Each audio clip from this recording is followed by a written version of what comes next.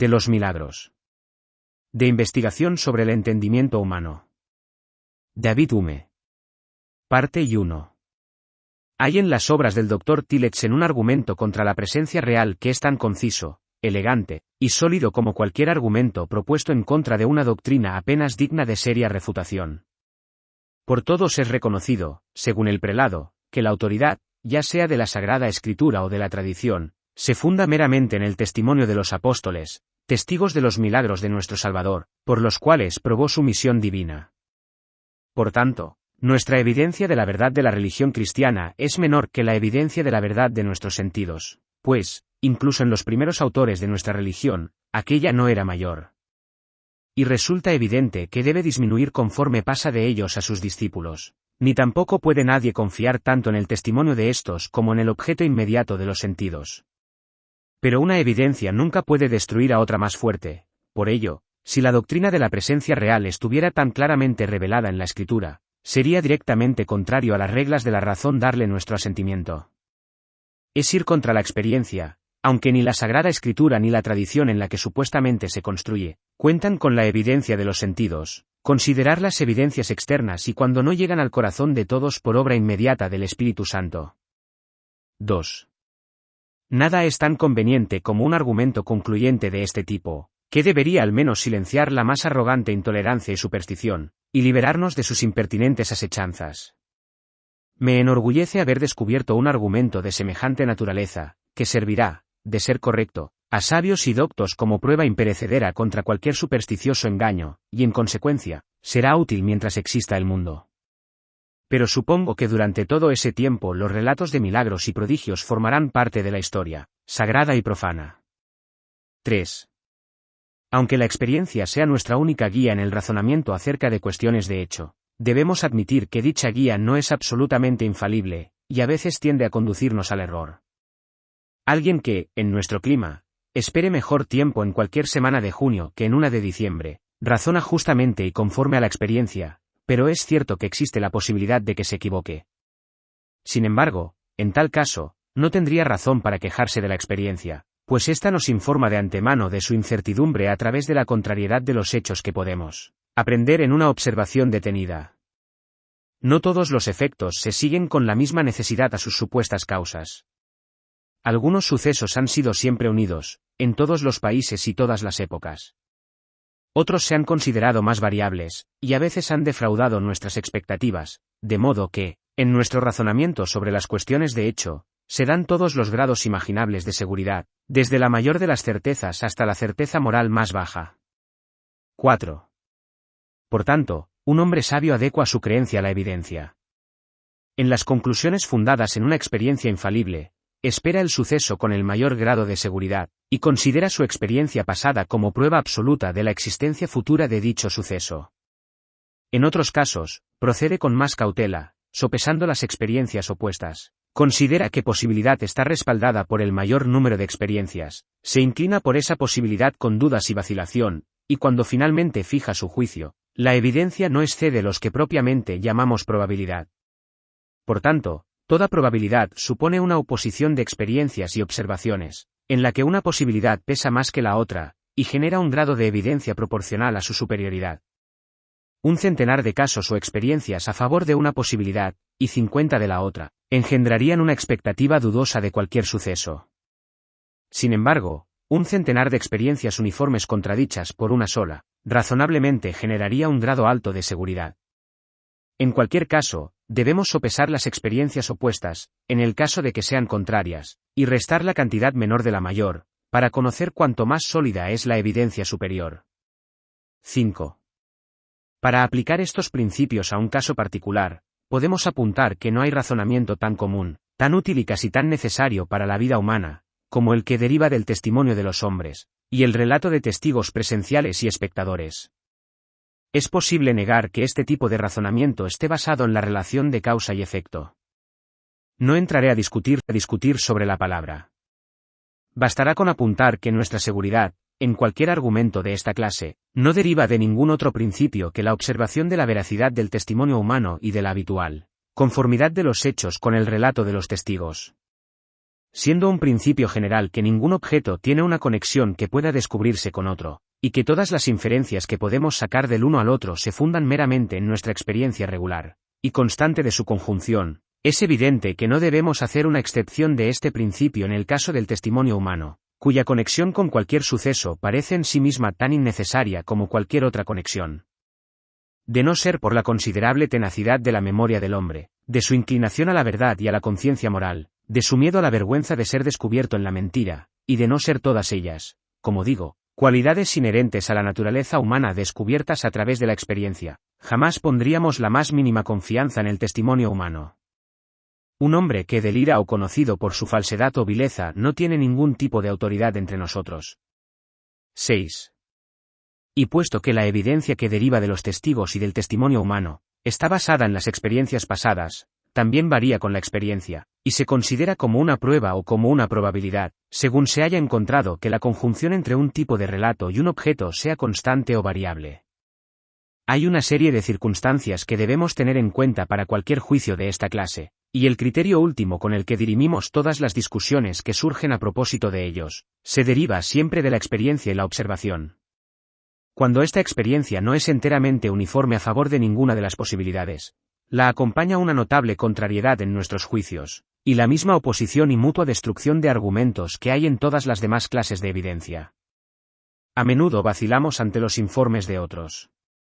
Sopesamos las circunstancias opuestas que causan duda e incertidumbre, y cuando descubrimos la superioridad de una posibilidad, nos inclinamos por ella, si bien lo hacemos con menos seguridad según sea la solidez de su antagonista. 7.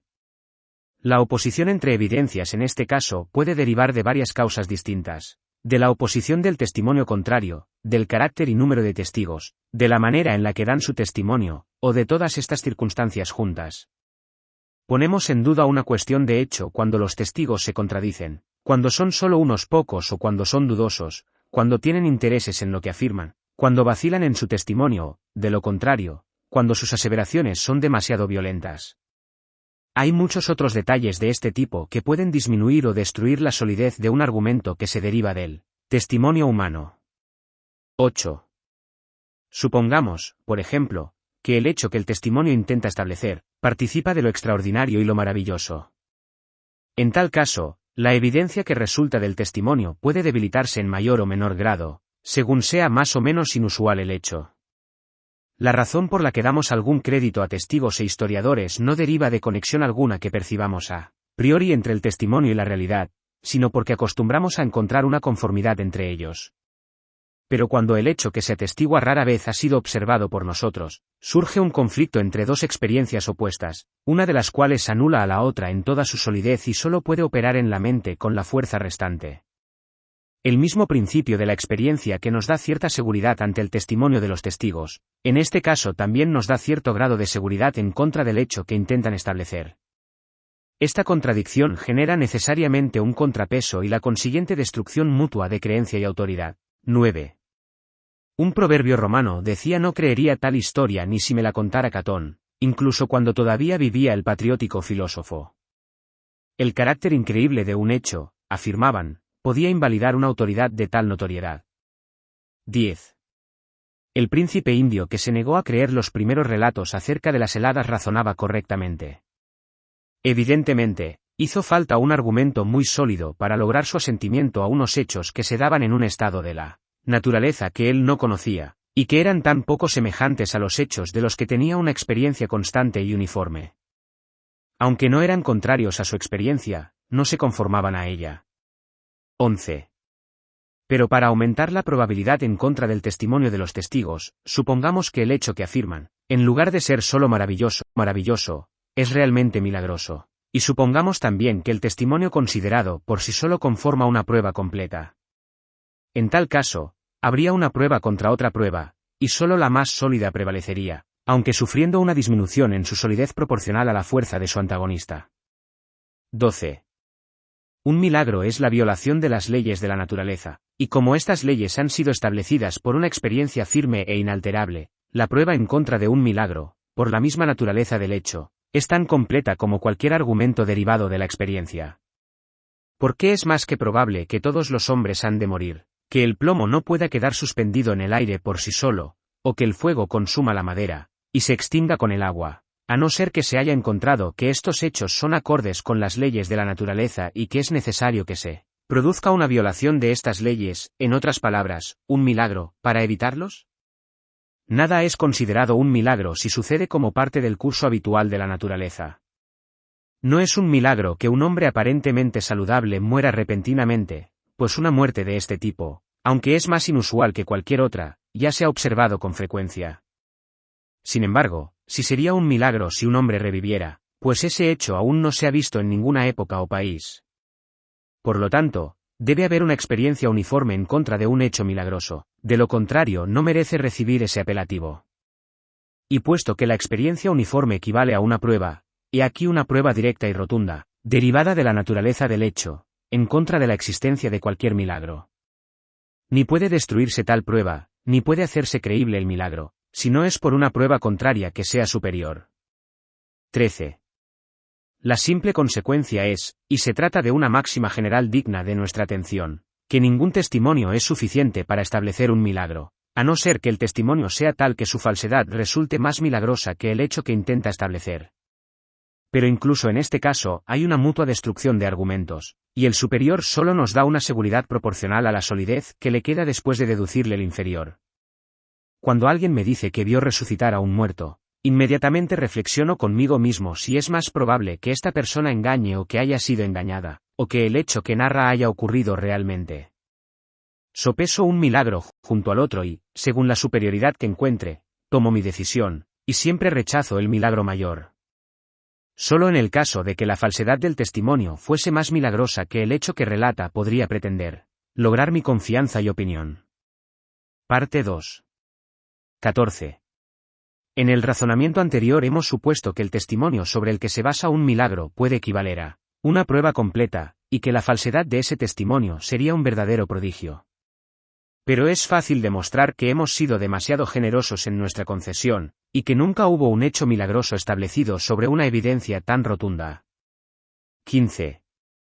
En primer lugar, nunca en la historia se ha producido un milagro atestiguado por un número suficiente de hombres que tuvieran un sentido común, una educación y conocimiento tan incuestionables que garantizasen que no hubo ninguna equivocación por su parte, con una integridad tan indudable como para estar fuera de cualquier sospecha de intentar engañar a los demás, con tal crédito y reputación a los ojos de los hombres, que tuvieran mucho que perder en caso de ser acusados de falsedad.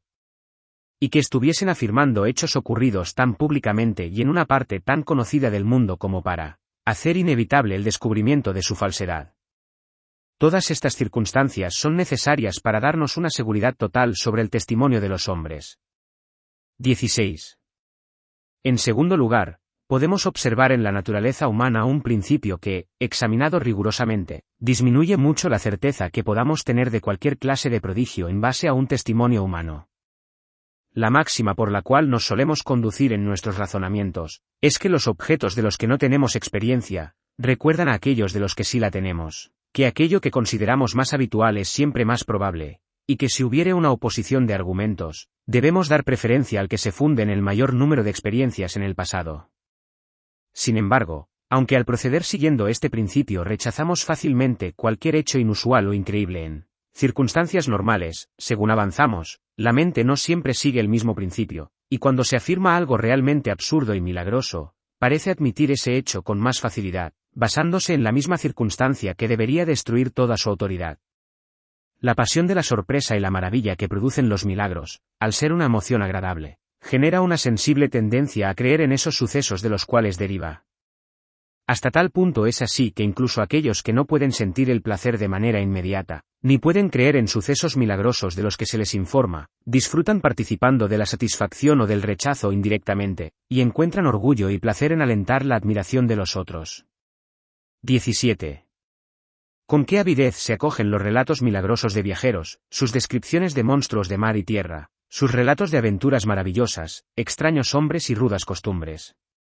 Sin embargo, cuando el espíritu de la religión se aúna con el gusto por lo asombroso, desaparece el sentido común, y el testimonio humano, en estas circunstancias, pierde toda pretensión de autoridad. Un beato puede ser un entusiasta e imaginar que ve lo que no es real. Puede que sepa que su relato es falso y aún así perseverar en él con las mejores intenciones del mundo, por el bien de promover tan sagrada causa. Incluso sin caer en esta ilusión, su vanidad, azuzada por una tentación tan poderosa, puede actuar sobre él más eficazmente que en el resto de los hombres en cualquier otra circunstancia. Y lo mismo con el interés. Sus oyentes pueden y suelen carecer del juicio suficiente como para criticar su testimonio. Por principio renuncian a la capacidad que puedan tener sobre estos temas sublimes y milagrosos, en el caso de estar dispuestos a utilizarla. La pasión y su encendida imaginación impiden que ésta funcione regularmente. Su credulidad aumenta la osadía del orador, y la osadía de éste se impone sobre su credulidad. 18. La elocuencia, cuando alcanza su mayor intensidad, deja poco espacio para la razón o la reflexión, y se vuelca enteramente a la fantasía y las emociones, cautivando al oyente predispuesto y subyugando su entendimiento. Afortunadamente, no suele alcanzar tal intensidad. Pero aquello que Tulio o Demóstenes apenas podían despertar en el público romano o ateniense, lo consigue cualquier capuchino, o docente itinerante o permanente con la mayoría de los hombres, y en mayor grado, al tocar pasiones tan burdas y vulgares. 19. Los numerosos milagros, profecías y sucesos sobrenaturales falsos que han sido detectados en todas las épocas, ya sea por evidencia contraria o porque su propio absurdo los descubre, son suficiente prueba de la fuerte propensión del ser humano a lo extraordinario y lo maravilloso, y deberían generar la sospecha contra todos los relatos de este tipo. Esta es nuestra manera natural de pensar, incluso cuando se trata de los acontecimientos más comunes y creíbles. Por ejemplo, no hay ningún tipo de relato que tenga tanto éxito y se extienda tan rápido, especialmente en lugares rurales y ciudades provinciales, como los que conciernen al matrimonio. En cuanto dos jóvenes de igual condición se ven una sola vez, el vecindario entero los une inmediatamente. El placer de contar una noticia tan interesante, de propagarla o de ser el primero en relatarla, difunde la información. Y esto es también sabido que ningún hombre sensato presta atención a tales relatos hasta que son confirmados por una evidencia mayor. ¿Acaso no inducen al ser humano en general pasiones parecidas, y otras aún más fuertes, a creer y contar con la mayor vehemencia y seguridad todos los milagros religiosos? 20. En tercer lugar, constituye una fuerte presunción contra los relatos sobrenaturales y milagrosos el hecho de que abunden, principalmente entre naciones ignorantes y bárbaras, o el hecho de que si un pueblo civilizado los ha admitido alguna vez, se descubra que esa gente los recibió de antecesores ignorantes o bárbaros, que los transmitieron con esa sanción y autoridad inquebrantables que siempre acompañan a las opiniones recibidas. Cuando estudiamos las primeras historias de todas las naciones, podemos imaginarnos transportados a un mundo nuevo, donde el escenario natural nos parece incoherente y cada elemento funciona de manera distinta al actual. Las batallas, las revoluciones, las pestes, el hambre y la muerte jamás son efectos de las causas naturales que nosotros experimentamos. Los prodigios, las profecías, los oráculos y los juicios oscurecen bastante los pocos sucesos naturales que se mezclan con ellos. Por el contrario, a medida que los primeros se difuminan con cada página, conforme nos acercamos a las épocas ilustradas, aprendemos que no hay nada misterioso ni sobrenatural en el caso, sino que todo procede de la propensión habitual del ser humano hacia lo maravilloso, y que, aunque esta inclinación pueda ser frenada en ciertos momentos por el sentido común y el conocimiento, nunca puede ser extirpada radicalmente de la naturaleza humana. 21. Un lector juicioso puede decir, al estudiar a estos maravillosos historiadores, que resulta raro que tales prodigios no ocurran en nuestros días. Sin embargo, no es nada raro, espero, que el hombre mienta en todas las épocas. Seguramente habrá visto el lector casos suficientes de tal debilidad. Habrá escuchado personalmente muchos relatos maravillosos, despreciados desde un principio por sabios y juiciosos, que han acabado siendo abandonados incluso por el vulgo. No le quepa duda de que esas célebres mentiras, que llegaron a extenderse y prosperaron hasta tan monstruoso punto, tuvieron comienzos semejantes, pero al sembrarse en un terreno más propicio, se convirtieron en prodigios casi iguales que los que relatan. 22. Fue una política sabia la del falso profeta Alejandro que, aunque hoy olvidado, fue en su día muy famoso, al escoger como el primer escenario de sus engaños Paflagonia, donde, según nos dice Lucano, la gente era extremadamente ignorante y estúpida, y dispuesta a tragar hasta el mayor de los engaños. Personas que desde una cierta distancia son tan débiles como para pensar que el asunto merece la pena ser escuchado no tienen oportunidad de recibir mejor información. Las historias les llegan magnificadas por centenares de circunstancias. Los ignorantes son aplicados propagando el engaño, mientras que los sabios y los cultos en general se contentan con burlarse de su absurdo, sin informarse de los hechos concretos por los que pueden ser refutados con claridad. Y de esta manera se permitió al impostor antes mencionado pasar de los ignorantes paflagonios, a reclutar devotos incluso entre los filósofos griegos y los hombres de más eminente rango y distinción en Roma. Logró captar la atención del propio sabio emperador Marco Aurelio hasta el punto de hacerle confiar el éxito de su expedición militar a sus engañosas profecías. 23. Las ventajas de arraigar una impostura entre gente ignorante son tantas que, aunque el engaño fuese demasiado burdo como para imponerse sobre la mayoría de ellos, lo cual ocurre, aunque no con mucha frecuencia, tiene muchas más posibilidades de tener éxito en países remotos que si hubiera comenzado en una ciudad, conocida por sus artes y sus conocimientos. Los más ignorantes y rudos de estos bárbaros llevan la noticia más allá de sus fronteras. Ninguno de sus compatriotas tiene suficientes relaciones ni suficiente crédito o autoridad para contradecir, refutar su engaño. La inclinación del hombre hacia lo maravilloso tiene una gran oportunidad para manifestarse. Y de esta manera, una historia completamente desacreditada en el lugar donde surgió puede pasar por cierta a 1000 millas de distancia. Sin embargo, si Alejandro hubiese fijado su residencia en Atenas, los filósofos de aquel célebre emporio del saber habrían difundido inmediatamente por todo el imperio romano su opinión al respecto, la cual, apoyada en tan alta autoridad y expuesta con toda la fuerza de la razón y la elocuencia, habría abierto del todo los ojos de la humanidad. Es cierto que Lucano, pasando por casualidad por Paflagonia, tuvo la oportunidad de ejercer su buen oficio. Pero, aunque sería deseable, no siempre ocurre que Alejandro se encuentre con un Lucano dispuesto a exponer y denunciar sus imposturas. 24. Añadiré como cuarta razón que debilita la autoridad de los prodigios, el que no exista testimonio para ninguno de ellos, ni siquiera aquellos que no han sido denunciados expresamente, al que no se oponga un número infinito de testigos, de modo que no solo el milagro destruye el crédito del testimonio, sino que el testimonio se destruye a sí mismo. Para que se entienda mejor, consideremos que, en cuestiones de religión, lo que es distinto también es contrario, y que es imposible que las religiones de la antigua Roma, Turquía, Siam y China pudieran establecerse sobre un fundamento sólido. Cualquier milagro supuestamente nacido en una de estas religiones, y todas ellas abundan en milagros, puesto que su alcance inmediato es establecer el sistema al que se atribuye, tendrá la misma fuerza, aunque de manera más indirecta, para destruir cualquier otro sistema. Al destruir un sistema rival, también destruye el crédito de los milagros en los que se basa ese sistema, de modo que todos los prodigios de las distintas religiones deben considerarse hechos contrarios, y las evidencias de estos prodigios, ya sean débiles o sólidas, se oponen las unas a las otras. De acuerdo con este método, cuando creemos cualquier milagro de Mahoma y sus sucesores, tenemos como garantía el testimonio de unos cuantos bárbaros árabes. Por otro lado, debemos considerar la autoridad de Tito Livio, Plutarco, Tácito, y en conclusión, todos los autores y testigos, griegos, chinos y romanos católicos, que han relatado cualquier milagro en su religión. Digo que debemos considerar su testimonio de la misma manera que si hubieran contado el milagro maometano y lo hubieran contradicho expresamente con la misma seguridad que han demostrado con el milagro que relatan. Este argumento puede parecer demasiado sutil y refinado, pero en realidad no es distinto al razonamiento de un juez, cuando supone que el crédito de dos testigos que imputan un crimen a alguien queda destruido por el testimonio de otros dos testigos, que afirman que estaba a 200 leguas de distancia en el mismo instante en el que se dice que se cometió el crimen. 25.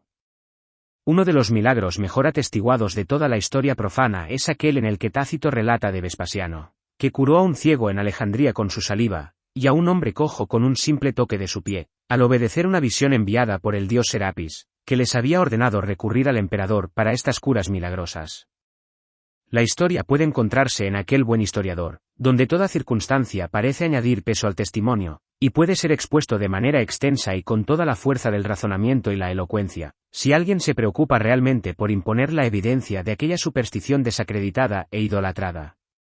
La seriedad, la solidez, la edad y la probidad de tan grande emperador que, a lo largo del curso de su vida, conversase familiarmente con sus amigos y cortesanos, sin verse afectado nunca por esos aires de divinidad asumidos por Alejandro y Demetrio. El historiador, un escritor contemporáneo conocido por su candor y veracidad, además de poseer uno de los mayores y más penetrantes ingenios de la antigüedad, queda tan libre de cualquier propensión a la credulidad, que incluso se le acusa de lo contrario, de ateísmo y profanidad. Las personas en cuya autoridad se basó al relatar el milagro, poseían un carácter consagrado por su juicio y veracidad, como bien podemos suponer. Los testigos presenciales del hecho que confirmaron su testimonio, después de que la familia de los Flavius fue despojada del imperio y ya no podía ofrecer recompensa alguna, como precio por la mentira. Utrumque, qui interfuere, nunc quoque memorand, postuam nullum mendatio pretium. Si a ellos añadimos las personas que presenciaron los hechos, según se narran, parecerá que no podría haber argumento más sólido para una falsedad tan burda y flagrante. 26. También hay una historia memorable contada por el cardenal de Retz que merece nuestra consideración. Cuando aquel misterioso político huyó a España, esquivando la persecución de sus enemigos, pasó por Zaragoza, capital de Aragón, donde le fue mostrado, dentro de la catedral, un hombre que había servido como portero durante 7 años, y era bien conocido por todos en la ciudad que habían practicado su devoción en esa iglesia. Aunque durante todo ese tiempo se le había visto falto de una pierna, recuperó aquella extremidad frotándose el muñón con aceite sagrado. Y el cardenal asegura que le vio con 2 piernas. Este milagro fue avalado por todos los canónigos de la iglesia, y se apeló a todos los ciudadanos para confirmar el hecho, los cuales, según el cardenal, por su ferviente devoción creían totalmente en el milagro. En este caso el narrador era contemporáneo del supuesto prodigio, y tenía un carácter incrédulo y libertino, además de gran ingenio. El milagro era de una naturaleza tan singular que difícilmente admitiría falsificación, y los testigos eran muchos, y todos ellos, de alguna manera, espectadores del hecho que atestiguaban. Y lo que contribuye poderosamente a la fuerza de la evidencia, y puede duplicar nuestra sorpresa en esta ocasión, es que el propio cardenal que relataba la historia parece no dar crédito a todo ello, por lo cual no podemos sospechar de que participara del sagrado fraude. Consideró que no era necesario, para rechazar un hecho de esta naturaleza, ser capaz de demostrar con precisión la falsedad del testimonio y probar su falsedad en todas las circunstancias, de bajeza y credulidad que lo produjeron. Sabía que ello era normalmente imposible en tan poca distancia de espacio y tiempo, y también sería extremadamente difícil, incluso cuando uno estaba presente, dada la intolerancia, la ignorancia, la astucia y la bribonería de gran parte de los seres humanos. Por ello concluyó, cual justo razonador, que tal evidencia llevaba la falsedad en su propio rostro, y que el milagro, avalado por el testimonio humano, era más un tema de burla que de discusión. 27. Seguramente nunca hubo mayor número de milagros atribuidos a una sola persona como los que, según se dice recientemente, se produjeron sobre la tumba del abate Paris, famoso jansenista con cuya santidad la gente estuvo engañada durante tanto tiempo. En todas partes se hablaba de la curación de enfermos, la restitución de la audición a los sordos y de la vista a los ciegos, como efectos habituales del Sagrado Sepulcro. Pero lo que resulta aún más extraordinario, muchos de los milagros fueron inmediatamente probados en el mismo sitio, ante jueces de integridad incuestionada, y atestiguados por personas de crédito y distinción, en una época ilustrada y en el escenario más eminente que hoy existe en el mundo. Aún más, se publicó y difundió un relato de los mismos por todas partes. Y ni siquiera los jesuitas, orden muy culta, avalada por los magistrados civiles, y enemigos convencidos de aquellas opiniones, a favor de las cuales se decía que se habían producido los milagros, fueron capaces de refutarlos o denunciarlos. ¿Dónde encontrar suficientes circunstancias acordes en corroborar un solo hecho? ¿Y qué podemos oponer a tal nube de testigos, sino la absoluta imposibilidad o el carácter milagroso de los sucesos que relatan? Seguramente esto será refutación suficiente para cualquier persona razonable. 28. Por tanto, dado que el testimonio humano posee gran fuerza y autoridad en algunos casos, como cuando se cuenta la batalla de Filipos o Farsalia, es justo llegar a la conclusión de que todos los testimonios deben, en todos los casos, tener la misma fuerza y autoridad. Supongamos que las facciones de César o Pompeyo hubiesen reivindicado la victoria en estas batallas, y que los historiadores de cada bando hubiesen adscrito la ventaja a su bando. ¿Cómo hubiera podido la humanidad decidirse por uno de ellos a esta distancia? La contrariedad es igual de fuerte entre los milagros narrados por Heródoto o Plutarco, y los que contaban Mariana, Beda o cualquier monje historiador. 29. Los sabios confieren una fe muy académica a todo dato que favorezca la pasión del narrador, ya sea engrandeciendo a su país, a su familia, o a sí mismo, o cuando surge como parte de sus inclinaciones y propensiones naturales. Sin embargo, ¿qué mayor tentación que presentarse como misionero, profeta o embajador del cielo? ¿Quién no afrontaría 1000 peligros y dificultades para lograr un carácter tan sublime? Y cuando un hombre, llevado por su vanidad o una imaginación calenturienta, primero se convence y cae en el engaño, ¿tendría después los escrúpulos de utilizar fraudes píos para avalar una causa tan sagrada y meritoria? 30. La chispa más diminuta puede convertirse en la mayor llama, puesto que los materiales están siempre preparados para ello. La avidum gines auricularum, el populacho absorto, recibe ávidamente y sin examen todo lo que confirma la superstición y crea el asombro. 31. ¿Cuántas historias de este tipo a lo largo de los tiempos han sido denunciadas y rechazadas en su infancia? ¿Cuántas más han sido célebres durante cierto tiempo para después caer en el olvido y el abandono? Por tanto, cuando estos relatos se divulgan, la explicación del fenómeno resulta evidente, y juzgamos conforme a la experiencia y la observación regulares, cuando lo explicamos con los principios naturales y conocidos de credulidad y engaño. En lugar de recurrir a una solución tan natural, ¿permitiremos una violación milagrosa de las leyes naturales más consagradas? 32. No es necesario mencionar la dificultad de denunciar una falsedad en cualquier historia privada o incluso pública, en el lugar donde supuestamente ha ocurrido, más aún cuando la escena se aleja a una corta distancia. Hasta los tribunales de justicia, con toda la autoridad, precisión y juicio que pueden emplear, a menudo se encuentran perdidos a la hora de distinguir entre la verdad y la falsedad cuando se trata de acciones recientes. Pero el asunto nunca se resuelve si se confía al método común del altercado, el debate y los rumores fugitivos, especialmente cuando las pasiones humanas se involucran a favor de ambas partes. 33. En la infancia de las nuevas religiones, los sabios y los ilustrados a menudo consideran el asunto poco importante como para merecer su atención o estudio, y cuando luego se muestran dispuestos a denunciar el engaño para sacar de la impostura a la multitud engañada, el tiempo ha pasado, y los documentos y testigos que podrían aclarar el asunto han desaparecido irremediablemente.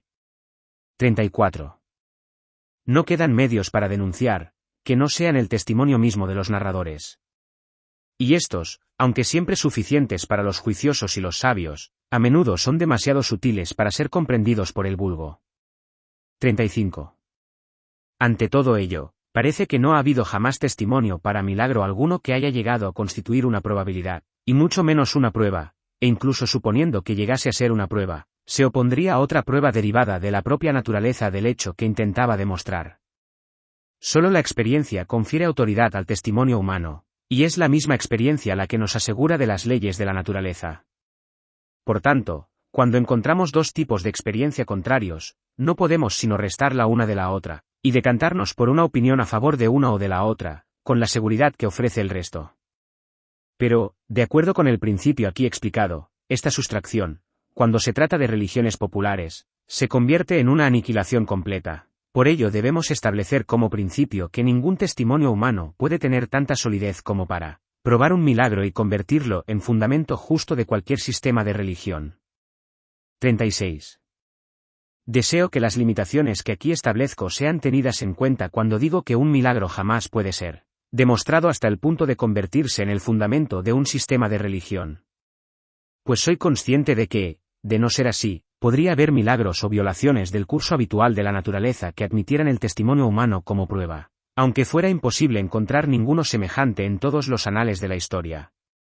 Así, supongamos que todos los autores de todas las lenguas se pusieran de acuerdo en que desde el primer día de enero de 1600 hubo 8 días de oscuridad absoluta sobre el planeta entero, y supongamos que la tradición que rodea a este extraordinario suceso siguiese siendo fuerte y vivaz entre la gente, que todos los viajeros que regresasen del extranjero volvieran con relatos de la misma tradición, sin variación ni contradicción alguna. Es evidente que nuestros filósofos actuales, en lugar de dudar del hecho, lo deberían tomar como cierto y buscar las causas de las que tal suceso derivó. La decadencia, la corrupción, la disolución de la naturaleza, es un acontecimiento probable por tantas analogías que cualquier fenómeno que parezca conducir hacia aquella catástrofe entra dentro de la esfera del testimonio humano, si éste es uniforme y está muy extendido. 37. Pero supongamos que todos los historiadores que hablan de Inglaterra se pusieran de acuerdo en que el primer día de Enero de 1600 murió la reina Isabel, que fue vista antes y después de su muerte por sus médicos y por toda la corte, como era habitual con personas de su posición, que su sucesor fue reconocido y proclamado por el Parlamento, y que, un mes después de ser enterrada, volvió a aparecer, reasumió el trono y gobernó Inglaterra durante 3 años. Debo confesar que yo me sorprendería ante la concurrencia de tantas circunstancias extrañas, pero que no tendría la mínima inclinación a creer tan milagroso suceso. No pondría en duda su supuesta muerte ni las circunstancias públicas que la siguieron. Únicamente afirmaría que la muerte había sido fingida, y que ni fue ni pudo ser real. Podrían objetarme en vano la dificultad, por no decir imposibilidad, de engañar al mundo entero en un asunto de tal importancia, la sabiduría y buen juicio de la famosa reina, el escaso o nulo beneficio que sacaría de un artificio tan pobre.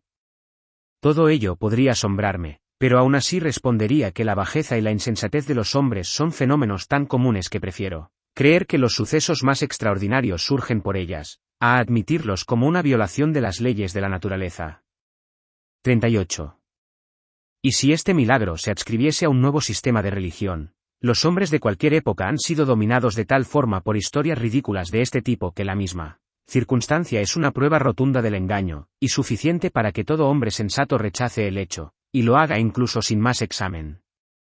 Aunque el ser al que se adscribe el milagro fuese todopoderoso, como en este caso, no sería ni un ápice más probable, puesto que es imposible para nosotros conocer los atributos y las acciones de un ser tal, sino a través de la experiencia que tenemos de su producción, en el curso habitual de la naturaleza.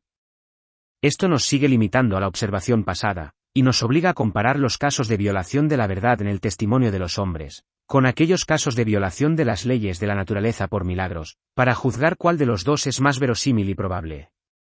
Dado que las violaciones de la verdad son más comunes en el testimonio relativo a milagros religiosos que en los relativos a cualquier otra cuestión de hecho, esto debería reducir considerablemente la autoridad del primer testimonio, haciéndonos establecer una resolución general de no prestar atención a ello, sea cual sea la engañosa pretensión que la encubra.